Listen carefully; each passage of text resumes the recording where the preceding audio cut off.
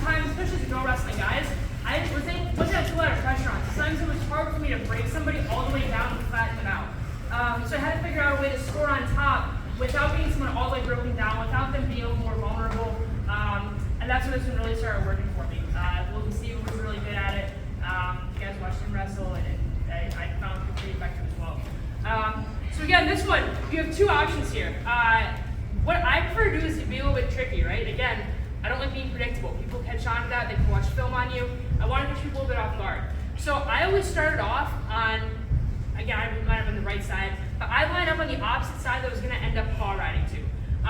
So I'd set up a normal referee position. As soon as the whistle blew, I would immediately switch sides here. Okay? If you want to start normal side and just come in here, that's fine as well. But I like keeping people guessing a little bit. So go ahead and give it a shot if you want.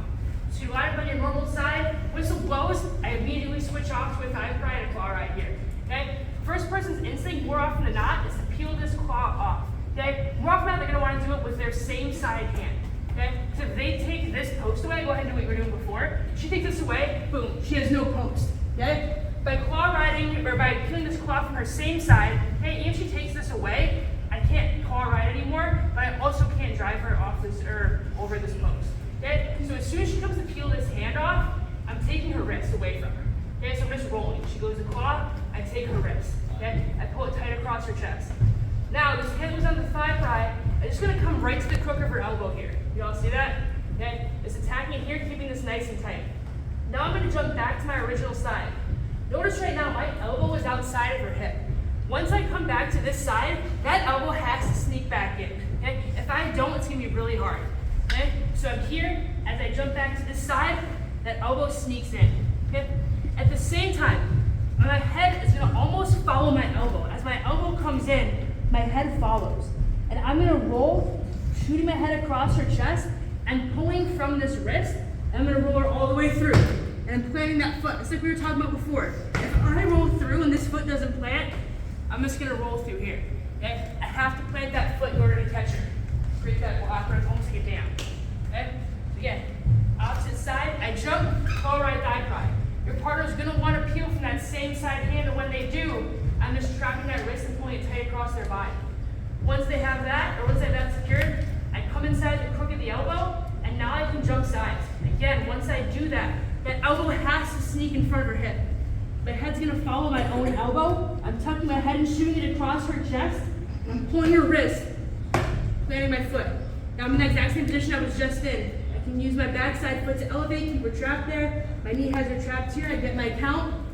I can just roll all the way through again. Okay? I never have to break them down. It's just less effort, I guess. I like being lazy. If I can score more points by exerting less effort and being lazy, good in my book, right? Like we seen the other day.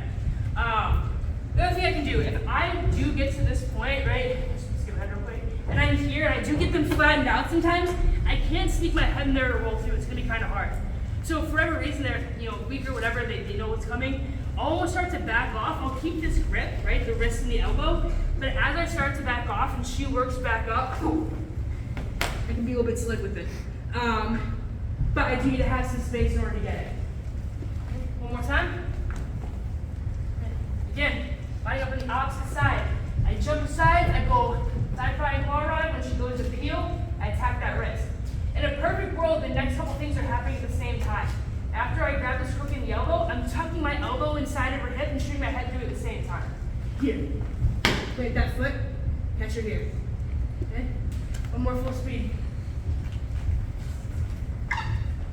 Here. Catch her. Keep everything nice and tight. Okay? Any questions?